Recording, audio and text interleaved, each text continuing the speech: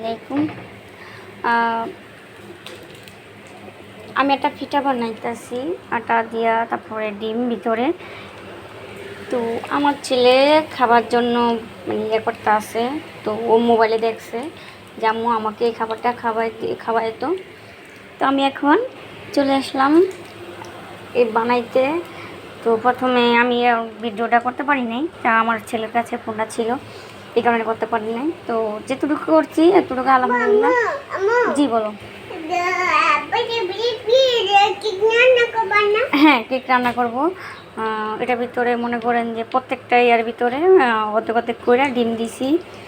আর এখানে এখনও হইতে আছে। তো আপনারা যদি চান বাসায় আপনারা বাচ্চাদেরকে ট্রাই করে খাওয়াইতে পারেন। তবে আমি এখানে একটু বেশি দিয়ে দিছি, এই কারণে আমার কষ্ট হইতেছে লাড়াটা।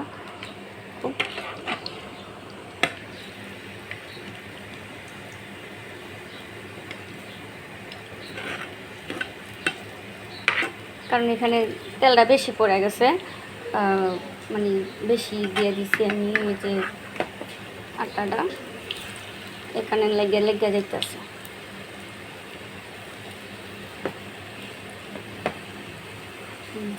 যাতে ডিমটা না বেরোতে পারে, এই কারণে আমি মনে করেন যে একটু বেকিং পাউডার দিয়েছি।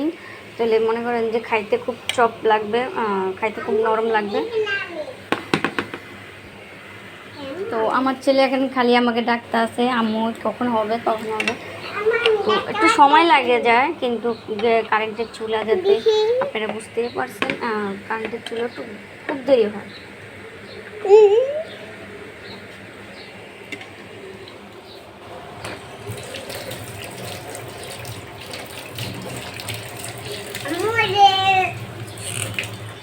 কি বলো, এই যে কি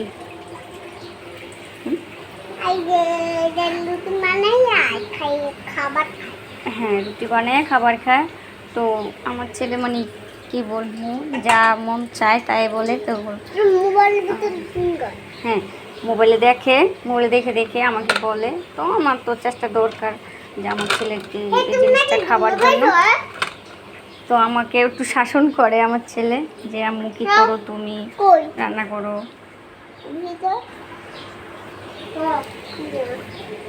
তুমি দেখতে চাও? হ্যাঁ, যে মা গরম তো, দেখো তো কেমন হয়েছে।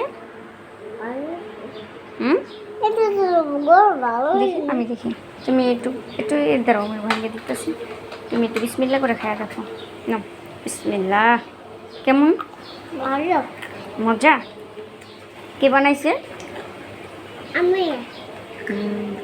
খুব টেস্টি। এটা তুমি মোবাইলে দেখছো? তো আল্লাহ হাফেজ। আমার ছেলের জন্য আপনারা বাচ্চা চাইলেও বাচ্চাদের জন্য শর্টকাট খাবারটা রান্না করতে পারেন, ডিমের ইয়াটা। আল্লাহ হাফেজ, ভালো থাকবেন সবাই।